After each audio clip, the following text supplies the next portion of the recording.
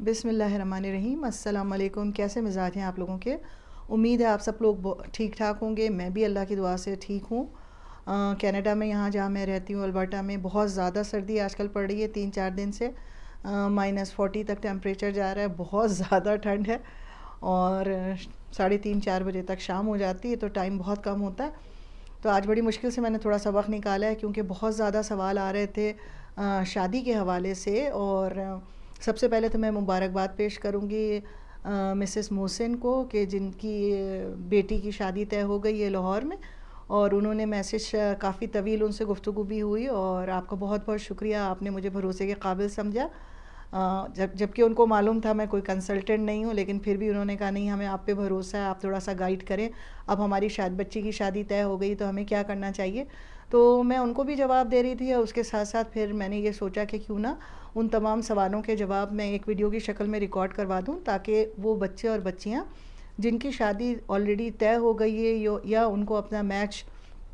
मिल गया है, या फिर ये कि वो शादी करके कनाडा आना चाहते हैं, तो इन बातों का वो भी ख्याल रखें। तो ये वीडियो जो है ये उन तमाम ख़वातीन और हज़रात के लिए कारआमद है जो कि कनाडा में रहते हुए अपने स्पाउस को, अपने मियाँ या बीवी को स्पॉन्सर करना चाहते हैं किसी भी कनाडा के अलावा किसी मुल्क से। तो ये वीडियो उन लोगों के लिए बहुत कारआमद है। सबसे पहले आप लोगों को, जैसे मैंने पहले भी बताया है कि कनाडा स्पॉन्सरशिप अगर स्पॉन्स अपने शादी के बाद अपने हस्बैंड या वाइफ को स्पॉन्सर कोई करता है कनाडा में रहते हुए, तो थोड़ा सा प्रोसेस तो लेंदी है, लेकिन ये कि ये सबसे आसान प्रोसेस है। इसमें सबसे ज़्यादा आसान इसलिए है कि आप दुनिया के किसी भी कोने में रहते हो, आपको ये ज़रूरी नहीं है कि आप ये शो करें कि आपके पास कितनी इन्वेस्टमेंट है, कितनी सेविंग्स है, या ये कि अपने आइल्स का एग्ज़ाम जो है वो आपको कंपलसरी लैंग्वेज जो है वो सर्टिफिकेट सबमिट करवाना होता है। इन दो चीज़ों से आप जो हैं वो बरी ज़िम्मा हो जाते हैं, टेंशन फ्री हो जाते हैं। तो ये सबसे आसानी होती है शादी करके कनाडा आने के सिलसिले में। ठीक है। अच्छा, कि अगर कोई बच्चा या बच्ची कनाडा में ऑलरेडी रह रहे हैं और काम कर रहे हैं और वो दुनिया के किसी भी मुल्क से शादी करके अपनी बीवी या मियाँ को बुलाना चाहते हैं, तो उसका एक प्रॉपर प्रोसीजर है। तो मैं इस वीडियो में आप लोगों को टिप्स दूंगी थोड़ी सी, और थोड़ी सी इनकी रिक्वायरमेंट बताऊंगी। और अगर आप ये वीडियो आखिर तक देखेंगे तो ये वीडियो इंशाल्लाह ताला आपके लिए बहुत कारआमद होगी। और उम्मीद, मैं काफ़ी दिन से तो मैंने ये बात कही नहीं थी, लेकिन आज मैं कहना चाहूँगी कि प्लीज़ अगर आप लोगों को ये वीडियो अच्छी लगती है और आप समझते हैं कि ये वीडियो कारआमद है, तो प्लीज़ इसको शेयर कीजिए ताकि ज़्यादा से ज़्यादा लोग जो हैं उनको कंप्लीट मालूमात पहुँच सके। और दूसरी अहम बात ये कि आप लोग जो हैं वो वीडियो पूरी नहीं देखते हैं, थोड़ी सी वीडियो देखकर या टाइटल देख के और उसी के मुतालिक सवाल पूछते हैं, जबकि उसका जवाब उस वीडियो में ऑलरेडी मौजूद होता है। अच्छा जनाब, तो हम वीडियो शुरू करते हैं। वीडियो शुरू करने से पहले आप लोग जो हैं वो ये बात ज़हन नशीन कर लें कि शादी करके अपने स्पाउस को, यानी लड़का अपनी बीवी को, या अगर कोई लड़की है यहाँ पर तो वो अपने शौहर को स्पॉन्सर कर सकती है, चाहे वो कनाडा में मौजूद हो, चाहे वो विज़िट वीज़े पे यहाँ मौजूद हो, वर्क परमिट पे मौजूद हो, या फिर चाहे वो स्टूडेंट वीज़े पर यहाँ पर मौजूद हो। यहाँ शादी करना बहुत आसान है, आप शादी करके रजिस्टर कर सकते हैं। लेकिन सबसे अहम जो मैं आप लोगों को एक बात बताना चाहूँगी, और मैं ये चाहूँगी कि आप लोग इस बात को जहन नशीन रखें, क्योंकि पिछले 17-18 साल में जो मेरा तजुर्बा हुआ है, दो अहम बातें होती हैं। फ़र्ज़ कीजिए कि आपने विज़िट वीज़े पर आप यहाँ पर मौजूद हैं कनाडा में, और आपको अपना लाइफ पार्टनर मिल जाता है या कोई फ्रेंड मिल जाते हैं होता है, जैसे आप फ़र्ज़ कीजिए स्टूडेंट वीज़े पे आए, आपकी अंडरस्टैंडिंग हो गई, या फिर ये कि आपके कोई रिश्तेदार हैं। तो अगर आप कनाडा में रहते हुए शादी करते हैं और कनाडा में ही विद इन कनाडा अपना स्पाउस का वीज़ा अप्लाई करते हैं, तो इस बात को मद्देनज़र रखें कि आप कनाडा को छोड़ के उस वक्त तक नहीं जा सकते हैं जब तक आपका केस प्रोसेस है, क्योंकि केस जो प्रोसेस होगा वो विद इन कनाडा होगा। अगर 2-3 केसेस ऐसे हो चुके हैं कि उन्होंने यहाँ पर शादी की, 6-7 महीने 8 महीने इंतज़ार किया, केस प्रोलॉन्ग हो गया, उनको कोई मजबूरी हुई, उन्होंने कहा चलें ठीक है जी हम पाकिस्तान जाते हैं, और फिर थोड़े दिन 3 महीने 4 महीने रह के दोबारा आ जाएंगे, या अपनी कोई प्रॉपर्टी बेचनी है या कोई एजुकेशनल का डॉक्यूमेंटेशन है। तो जैसे ही आप बॉर्डर को क्रॉस करते हैं, कनाडा को क्रॉस करते हैं, आपकी फ़ाइल जो है उसमें लातादाद कॉम्प्लिकेशंस आ जाती हैं। तो अगर आपने कनाडा में रहते हुए शादी की है और कनाडाई विद इन कनाडा आपके कैनेडियन स्पाउस जो है उसने आपको अप्लाई किया है, तो आप किसी भी सूरत जब तक आपका पीआर नहीं आ जाता आप कनाडा से नहीं जाएंगे। ठीक है, अगर आपने बॉर्डर क्रॉस कर लिया तो आप यकीन मानिए कि आपका केस जो है वो परेशानी में फंस जाएगा। दूसरी अहम बात, फ़र्ज़ कीजिए आप पाकिस्तान, इंडिया, बांग्लादेश किसी भी मुल्क के कोने में हैं और कैनेडियन सिटीज़न या पीआर वाला लड़का या लड़की आपके मुल्क में जाता है और आपकी वहाँ पर शादी होती है, तो कोशिश करें हद्दुल इम्कान कि जब तक आपका प्रोसेस चल रहा है उस दौरान जो है वो बच्चे की जो है वो कोई सिलसिला ना हो। क्योंकि अगर फ़र्ज़ कीजिए इन केस विद इन आपने वहाँ 3-4 महीने गुजारे और 6-8 महीने बाद पता चला कि जी वाइफ जो है वो प्रेग्नेंट हैं और उनके बच्चा है, तो ये केस जो है 6 महीने से 1.5 साल के लिए प्रोलॉन्ग हो जाता है। क्योंकि फिर फ़ौरन आपको इन्फॉर्म करना होता है, डॉक्यूमेंटेशन टोटली चेंज होती हैं, बच्चे का नाम ऐड हो जाता है और उसमें बहुत ज़्यादा कॉम्प्लिकेशन हो जाती हैं। 2-2 3-3 साल जो है वो केस जो है वो पेंडिंग में चला जाता है। ठीक है, तो ये 2-3 अहम बातें आपको जो है वो ज़रूर ख़याल रखना है इनका। अच्छा, रह गई बात कि अगर कौन लोग जो हैं वो अपने पूरी दुनिया में अगर कोई कैनेडियन सिटीज़न लड़का या लड़की है यहाँ पर या उसके पास पीआर है तो वो अप्लाई कर सकती है। किस तरह कर सकते हैं, तो उसकी फ़ीस जो है 1080 कैनेडियन डॉलर है और वो अप्लाई कर सकते हैं अगर वो यहाँ रहते हैं। लेकिन उनको ज़िम्मेदारी देनी होती है 5 साल की, 3 से 5 साल डिपेंड करता है कि वो तमाम ख़र्चे जो हैं वो उस जिसको वो स्पॉन्सर कर रहा है कनाडा में उसका तमाम ख़र्चा उठाएगा। उसके लिए आपको अपनी इनकम यहाँ कनाडा में शो करनी होती है। जो भी आपका पार्टनर यहाँ पर मौजूद है कनाडा में उसको अपनी इनकम शो करनी होगी कि मैं पूरे साल में आई थिंक मिनिमम 25,000 और 30,000 है कम से कम, वो शो करनी होती है कि हम यहाँ पर इतने पैसे कमा रहे हैं। और अगर मेरा हस्बैंड या वाइफ को जिसको मैं स्पॉन्सर कर रहा हूँ या कर रही हूँ वो यहाँ आता है तो मैं उसका ख़र्चा ख़ुद उठा सकती हूँ और वो बोझ नहीं बनेगा गवर्नमेंट पे।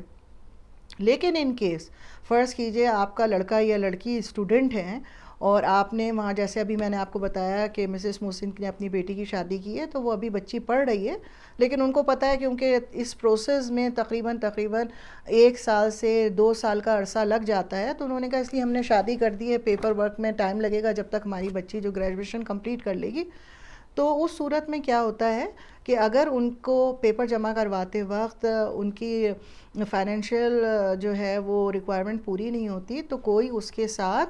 मर्ज भी हो सकता है। यानी फ़र्ज़ कीजिए पेरेंट्स जो हैं वो अपना रिस्पॉन्सिबिलिटी के फॉर्म के साथ अपने आप को ऐड कर सकते हैं और शामिल हो सकते हैं कि ठीक है जी हम इनको इनके पार्टनर हैं, इनकी जो आएगा उसको स्पॉन्सर करने के लिए। तो वो दूसरा एक पूरा अलग प्रोसेस है, वो किसी दूसरी वीडियो में मैं बताऊंगी कि किस तरह से आपको कौन कौन से पेपर्स लगाने। ठीक है, तो सबसे पहले तो ये कि आपको रिस्पॉन्सिबिलिटी लेनी होती है। प्रोसेस जो है विद इन कैनेडा तकरीबन 14 महीने 15 महीने का होता है। और अगर किसी और मुल्क से पार्टनर आपका कनाडा में मौजूद है और लड़का या लड़की जिससे आपकी शादी हुई वो किसी दूसरे मुल्क में मौजूद है तो तकरीबन 18 महीने से 24 महीने का वक्त लगता है अगर तमाम डॉक्यूमेंटेशन तैयार हैं। और जैसे मैंने आपको बताया $1080 कैनेडियन फ़ीस है इसकी, प्लस आपको मेडिकल की फ़ीस अलग से देनी होगी। जो वहाँ पर जिस मुल्क में भी आप रहते हैं वो आपको स्पेशल हर जगह आप जाके अपना मेडिकल नहीं करवा सकते। यहाँ से आपको लेटर इशू होता है, उसमें 2 या 3 जो है वो डॉक्टर्स जो हैं उन वहाँ की रिकमेंडेशन होती है, वहाँ जाकर आपको बुकिंग करवानी होती है। उनकी जो भी फ़ीस होगी, जिस वक्त हम लोग आए थे अब से 17-18 साल पहले तो तकरीबन 12,000 पाकिस्तानी जो थे वो पर पर्सन की थी मेडिकल फ़ीस। उसके अलावा आपको वहाँ पर अपनी फिंगरप्रिंट्स जो है बायोमेट्रिक जो है वो कंप्लीट करवानी होती है, प्लस आपको अपना पुलिस सर्टिफिकेट जो है वो जमा करवाना होता है। तो ये मेन चीज़ें हैं जो वो वहाँ के हिसाब से जो किसी कनाडा के अलावा जो पार्टनर है उनको ये चीज़ों का अरेंजमेंट करनी होती है। तो सबसे पहले तो आपको अपना ख़्याल ये रखना है कि अगर कोई सेहत के इशू हैं इवन के बहुत माइनर इशू के जैसे फ़र्ज़ कीजिए यूरिन इन्फेक्शंस हैं या ब्लड इन्फेक्शंस हैं जो कि नॉर्मली पाकिस्तान में बच्चे बच्चियां पानी नहीं पीते, गर्मी ज़्यादा है, तो अगर वो भी उसमें रिपोर्ट में अगर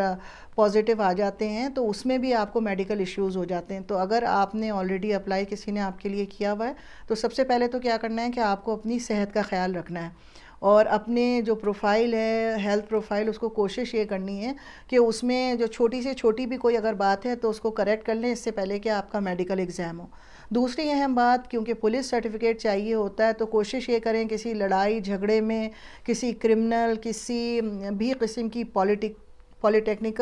पॉलिटिकल जो आपकी एक्टिविटीज़ पाकिस्तान में, ख़ुसूसन इंडिया पाकिस्तान में जो है वो लोग बच्चे बढ़ चढ़ कर करते हैं, वो आप नहीं करेंगे। किसी तरह के रिलीजियस जो हैं उसमें कोशिश ये करें कि आपका जो सोशल मीडिया है उस पर किसी भी किस्म की हेट स्पीच ना हो, किसी भी किस्म की, जैसे हमने फ़र्ज़ कीजिए कुछ टिकटॉक पे या इंस्टाग्राम पर या फेसबुक पे देखा और उसको लिंक सेंड कर दिया जिसमें किसी के तौहीन आमेज़ मजहबी तौर पर या अखलाक़ी तौर पर, तो कोशिश ये करना है कि पॉलिटिकल और प्लस रिलीजियस मजहबी किसी भी आपको, क्योंकि at the time of interview जो वैसे तो इंटरव्यू नहीं होता लेकिन जिस वक्त आपकी एप्लीकेशन जाती है तो जो वीज़ा ऑफिसर है वो उसके पास ये अथॉरिटी होती है और मे बी वो आपका सोशल मीडिया अकाउंट जो हैं उनको चेक कर सके, ताकि वो ये देखना चाहते हैं कि ऐसा तो नहीं कि आप वहाँ से आके हमारे मुल्क के लिए कोई मसला क्रिएट कर सकते हैं या आप किसी तंजीम में हैं या पुलिस सर्टिफिकेट अगर जिस वक्त आपने पता है उन लोगों को कि अभी किसी भी तरह हेर फेर के बनवा लेते हैं, तो ऐसा तो नहीं है कि कोई वहाँ पर क्रिमिनल रिकॉर्ड आपका वहाँ ऑलरेडी मौजूद है। तो जो बच्चे बच्चियाँ जिनके लिए ऑलरेडी अप्लाई किया हुआ है, सबसे पहले तो अपने आप को बिल्कुल दूर कर लीजिए सियासी और सरगर्मियों से, किसी भी किस्म की हेट स्पीच से, लड़ाई झगड़ों से,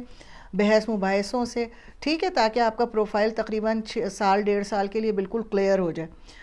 उसके अलावा आपको जो सबसे अहम बात है, वो जो टिप मैं आपको बताना चाह रही हूँ वो ये है कि जिस वक्त आपका रिश्ता तय होता है, ख़ुसूसन यही मैंने सारी बातें अभी जो मिसेस मोहसिन है उनको भी सारी बातें यही बताई हैं, तो मैं आप लोगों के लिए भी यही बात रिपीट करूँगी कि जिस वक्त आपकी मंगनी या शादी होती है उससे बहुत पहले,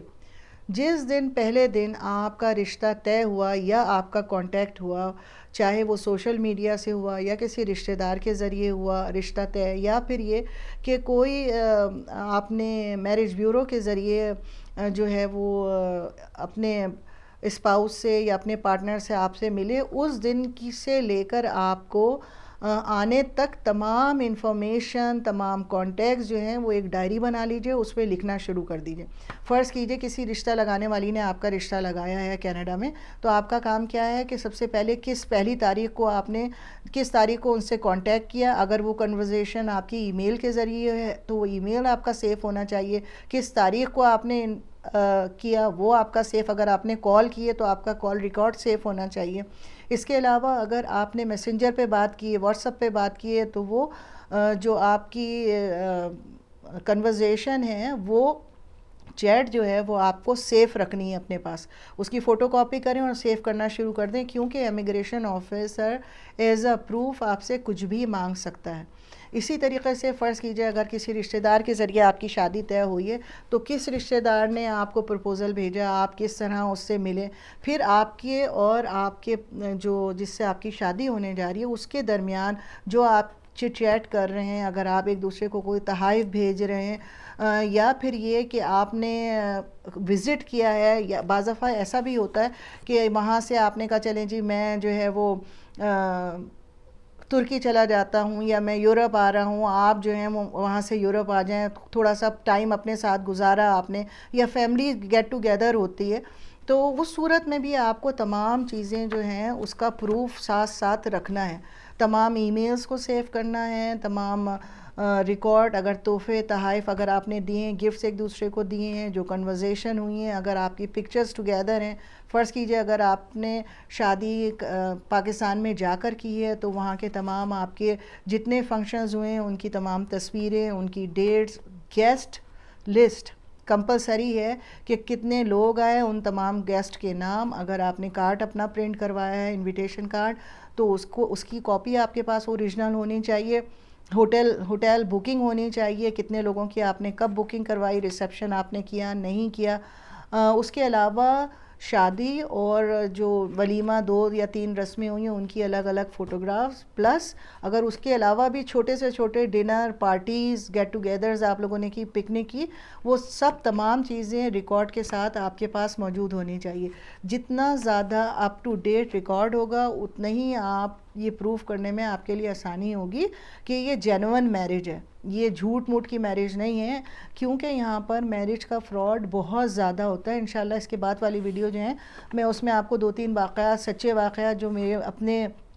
जान पहचान के दरमियान हुए और क्या किस तरह से वो वाक़यात हुए, क्या क्या लॉसेस हुए, तो वो मैं आपको एक गोश गुजार करूँगी इंशाल्लाह, तो उससे आपको काफ़ी पता चलेगा। ठीक है, तो ये चीज़ें आपको अपने पास हर हालत में रखनी है। अच्छा, उसके अलावा मैंने आपको पहले ही बताया कि चाहे आप कनाडा में हो चाहे कनाडा से बाहर हो, लेकिन अगर कनाडा का पीआर या कनाडा की सिटीज़नशिप रखने वाला कोई शादी करता है तो उसको ये राइट है कि वो अपने स्पाउस को बुलवा सकता है। यहाँ तक कि ये कहते हुए ये हमारे माशरे में, हमारे मज़हब में तो ये बात ज़रा ऑड सी है, मगर वो मज़ाहिब या वो जगहें जहाँ पर मेरी बात और समझी और बोली जा रही है, तो कनाडा में ये लॉ भी अब आ गया है कि आप अपने पार्टनर को के साथ ज़रूरी नहीं है कि शादी हो, बग़ैर शादी किए हुए भी आप अपने पार्टनर को, लिविंग पार्टनर को बुला सकते हैं। चाहे वो लड़का हो, चाहे वो लड़की को स्पॉन्सर करे, चाहे वो लड़का लड़की को स्पॉन्सर करे। लेकिन उस सूरत में सिर्फ क्या होता है कि आपको स्पॉन्सरशिप करने से पहले 1 साल ऑल टुगेदर रहना होता है और उसका प्रॉपर प्रूफ देना होता है कि हम 1 साल एक साथ रहें। और उसके बाद उस सूरत में इस टॉपिक पे मैं बहुत ज़्यादा नहीं जाऊंगी क्योंकि ना हमारा मज़हब इसकी इजाज़त देता है ना हमारी सोसाइटी, लेकिन कनाडा के जो स्पाउस स्पॉन्सरशिप है उसमें इनका ये लॉ है कि लड़का लड़की के साथ रहते हुए भी उसको एज ए पार्टनर बुलवा सकता है। और लेकिन उसके लिए मैंने फिर बताया आपको 1 साल रहना ज़रूरी होता है और उसका प्रॉपर प्रूफ देना होता है। फ़र्ज़ कीजिए अगर रेंटल अपार्टमेंट लिया है तो मियाँ और बीवी या पार्टनर जो भी हैं, शादी तो नहीं होती, तो जैसे लिविंग पार्टनर टुगेदर हैं तो वो उनको अपना अगर कोई जायदाद ख़रीदी है तो एक साथ जायदाद के कागजात लगाने होंगे जिस पे एक जैसा नाम होगा, या फिर कोई टैक्स रिटर्न पेपर्स या कुछ ऐसे कानूनी कागजात जिसमें मियाँ जो लड़का और लड़की या जो भी पार्टनर है उनका प्रूफ हो कि ये 1 साल रहें। 1 साल से कम जो है वो शॉर्ट माना जाता है, 1 साल या उससे ज़्यादा एक साथ रहना और उसका प्रूफ देना ज़रूरी होता है। आपकी उम्र 18 साल या उससे ज़्यादा होनी चाहिए, उससे कम उम्र लड़का या लड़की जो है वो स्पॉन्सर नहीं कर सकता। किसी भी किस्म की सोशल असिस्टेंस आप हासिल नहीं कर रहे हो, अगर कनाडा में रहते हुए किसी भी किस्म की गवर्नमेंट से आपने मदद ली हुई है, किसी किस्म की गवर्नमेंट से इमदाद ली हुई है, तब भी आप किसी को स्पॉन्सर नहीं कर सकते शादी के बाद। उसके अलावा अगर फ़र्ज़ कीजिए आप ख़ुद स्पॉन्सर्ड हैं किसी के लिए और आपकी पीआर की एप्लीकेशन इन प्रोसेस है और अभी रिज़ल्ट नहीं आया है, उस दौरान भी आप किसी और को स्पॉन्सरशिप के लिए अप्लाई नहीं कर सकते हैं। उसके बाद अगर आपको किसी ने स्पॉन्सर किया है और आप 5 साल से कम अरसा आपको हुआ है, फ़र्ज़ कीजिए शादी करके लड़का या लड़की यहाँ पर आया और उसके बाद उनको डिवोर्स हो गई, तो ज़ाहिर बात है उनके मियाँ या बीवी ने उनको स्पॉन्सर किया हुआ होगा ना, तो वो शख्स 5 साल से पहले दोबारा किसी और को स्पॉन्सर नहीं कर सकता। बिल्कुल इसी तरह अगर एक आदमी ने किसी को स्पॉन्सर किया और उसको डिवोर्स हो गई, नहीं उनका गुज़ारा खात हुआ, तो 3 साल के गैप के बाद वो 4थे साल दोबारा किसी और को स्पॉन्सर कर सकता है, उससे पहले उसको स्पॉन्सर नहीं कर सकता। एनी क्रिमिनल एक्टिविटीज़, यानी किसी भी किस्म की प्लेंटी लोन्स हों या फिर आपके पास किसी किस्म का कोर्ट ऑर्डर हो या फिर आपने बैंक करप्सी जो है वो अब की हुई हो, तब भी आप किसी को स्पॉन्सर नहीं कर सकते, आप एलिजिबल नहीं हैं स्पॉन्सरशिप के लिए। ठीक है, और जैसे कि मैंने पहले ही बता दिया कि आपको योर स्पाउस ईदर सेक्स, चाहे लड़का हो या लड़की हो, आप उसको अप्लाई कर सकते हैं, लीगली मैरिड हो ना मैरिड हो, शराइत अलग हैं उनको भी आप बुलवा सकते हैं, जिसको हम इनकी ज़बान में कहते हैं कॉमन लॉ पार्टनर, यानी लॉ के ज़रिए पार्टनरशिप होती है। लेकिन उसके लिए मैंने पहले भी बताया, आपको ये प्रूफ देना ज़रूरी होगा कि 1 साल आप लोग एक साथ रहे हैं। अच्छा जनाब आली, मेडिकल एग्ज़ाम का भी मैंने आपको बता दिया कि मेडिकल एग्ज़ाम आपको देना होगा। प्रूफ, अपने जितने डॉक्यूमेंट्स आपको प्रूफ करने के लिए सफिशिएंट फ़ंड्स की ज़रूरत नहीं है, लेकिन आपको प्रूफ करने के लिए कि ये जेन्युइन रिलेशनशिप है और किस तरह से हुई, कैसे हुई, किन लोग, कौन कौन से लोग बीच में पड़े, किसने आपका रिश्ता करवाया, उनके साथ आपकी कम्युनिकेशन कैसे हुई, जिस फैमिली से आपका रिश्ता हो रहा है उसको आप कैसे जानते हैं। ठीक है। सो आउटसाइड और इनसाइड कनाडा दोनों का ये मैंने सबसे पहले बताया। फिर आखिर में एक बात बता रही हूँ कि अगर आप कनाडा में रहते हुए शादी करते हैं और आपका पार्टनर आपको स्पॉन्सर करता है, तो आप किसी भी सूरत, जब तक आपका पीआर कार्ड कंप्लीट नहीं प्रोसेस हो जाता, उस वक्त तक आप अपने मुल्क में नहीं जा सकते। जा तो सकते हैं लेकिन आपको जाना नहीं चाहिए, वरना आपका केस अटक जाएगा और फिर वो एक लंबे प्रोसेस में पड़ जाएगा और मोस्ट ऑफ द टाइम वो कैंसिल कर देते हैं। ठीक है। तो ये सब सारी चीज़ें थी, छोटी छोटी सी बातें जो मुझे आप लोगों को बतानी थी। और ढेरों दुआएं। जिन जिन बच्चियों के रिश्ते तय हो गए, एक अली हैं जो कि यहाँ पर स्टूडेंट वीज़े पर आए हुए थे और उनका वर्क परमिट हो गया है। उन्होंने भी ये मुझसे मालूमात की थी, तो उनको भी मैंने यही बताया सारी बातें। और उनको थोड़ा सा इंतज़ार करना होगा, जब तक उनका पीआर कार्ड नहीं हो जाता वो उस वक्त तक इस जो है अप्लाई नहीं कर सकते स्पॉन्सरशिप किसी के लिए भी। ठीक है। तो ये सब छोटी छोटी सी बातें, और शादी हो जाती है और शादी के बाद स्पॉन्सरशिप आप कर सकते हैं, कोई मुश्किल नहीं है। थोड़ी सी बातों का ख्याल आप लोगों को रखना है। और सबसे पहले तो ये, आप जो भी जिसको भी बुलाते हैं वहाँ से, अगर लड़का यहाँ पे कनाडा में और वो पाकिस्तान से शादी करके किसी लड़की को बुलाता है, तो वो कोई इतनी बड़ी मसला नहीं है। लड़की आती है, वो बहुत जल्दी अपने आप को एडजस्ट कर लेती है, पकाने में भी माहिर होती हैं। अगर सोशल जो एक्टिविटीज़ हैं, किस तरह रख रखाव रखना है, घर की ज़िम्मेदारियाँ, क्योंकि नॉर्मली हमारे मुल्क ममालिक जो पाकिस्तान, इंडिया, बांग्लादेश, उनमें हम बहुत अच्छी तरह से तरबियत करते हैं बच्चों की ना। लेकिन जो लड़कियां यहाँ पर हैं और लड़कों को शादी करके स्पॉन्सर करती हैं, उन सब बच्चों के लिए मेरा ये पैगाम है, जो खुसूसन पाकिस्तान से आने वाले बच्चे हैं, कि वो आने से पहले अपने जहन को कुशादा रखें, नीयत को साफ़ रखें। होता क्या है, जब वो यहाँ पर आते हैं, अब बच्ची जो है वो ज़ाहिर बात है उस जॉब पे भी जा रही है, या फिर ये कि वो अपने पढ़ने के लिए जा रही है, तो यहाँ पर वो शलवार कमीज़ पहन के तो नहीं घूम सकती है ना। तो वो पैंट्स भी जो है वो जीन्स भी पहनेगी, वो शॉर्ट्स भी पहनेगी, वो स्कार्फ भी पहनेगी, बुर्का नहीं पहनेगी। तो होता क्या है कि जब एकदम से पाकिस्तान से, क्योंकि ज़रा कंजर्वेटिव माहौल होता है, यहाँ आते के साथ ही उनको ये लगता है कि ये शायद बहुत ज़्यादा बेहिजाबी है, या ये जो है ये बहुत ज़्यादा, क्या कहना चाहिए, मतलब उनको हज़म नहीं होता ये बात बच्चों को। और फिर वो रोज़ाना की लड़ाई झगड़े होते हैं, मिसअंडरस्टैंडिंग्स होती हैं। लड़कों के जहन में ये होता है कि शायद ये लड़की करेक्टर लेस है, इसका करेक्टर अच्छा नहीं है, और फिर वो इश्यूज़ उसमें बनते हैं। तो प्लीज़ आने से पहले किसी को जज उसके लिबास से ना करें, अपना जहन दिमाग को खुला रखें, माहौल में एडजस्ट होने के लिए कोशिश करें। और उस, ताकि जो आपका इतना बड़ा प्रोसीजर हुआ है कि साल 2 साल आपके प्रोसेस में लगे हैं, लाखों रुपए जो बच्चियाँ यहाँ से स्पॉन्सर करते हैं, उनको बहुत मेहनत करनी पड़ती है। 1.5-2 साल लगातार अपने रिकॉर्ड को अपग्रेड करना पड़ता है, अपने फाइनेंशियल मींस जो हैं उसको दिखाने के लिए जॉब करनी पड़ती हैं, 2-2 3-3 जॉब्स होती हैं मुसलसल। जो कनाडा गवर्नमेंट है वो मुस्तकिल हर थोड़े दिन बाद एक लेटर और एक उनकी रिक्वायरमेंट उनको वो पूरा करते हैं। उसके बाद वो आपको यहाँ पे बुलाते हैं, और आने के बाद आप आते के साथ ही मसाइल खड़े कर देते हैं, और उस सूरत में और मसला बन जाता है कि आने के बाद साल 1.5 साल बाद एक बच्चा हो गया, और उसके बाद आपने अपनी राह ली, और लड़की बेचारी जिसने आपको वहाँ से बुलवाया, आपके लिए इतना कुछ किया, वो बच्चे को अकेले बैठे संभाल रही है। ठीक है। दूसरी अहम बात ये जहन नशीन कर लें तमाम आने वाले जो यहाँ पर आने वाले शौकीन,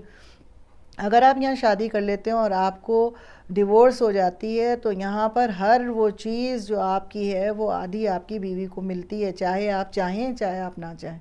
ठीक है। तो अपना बहुत बहुत ख्याल रखिएगा, दुआओं में याद रखिएगा। इंशाल्लाह ताला फिर मैं दोबारा मुलाकात होगी आपसे। और क्रिसमस आने वाला है, नया साल आने वाला है, अगर उससे पहले कोई वीडियो नहीं बना पाई तो मेरी तरफ से आप तमाम लोगों को इंशाल्लाह ताला दिली मुबारकबाद। नया आने वाला साल 2023 जो है वो ढेरों खुशियाँ लाए, लोगों के मसाइल और परेशानियों को दूर करे, और पाकिस्तान के लिए खुसूसन ढेरों दुआएं। ठीक है, अल्लाह हाफिज़।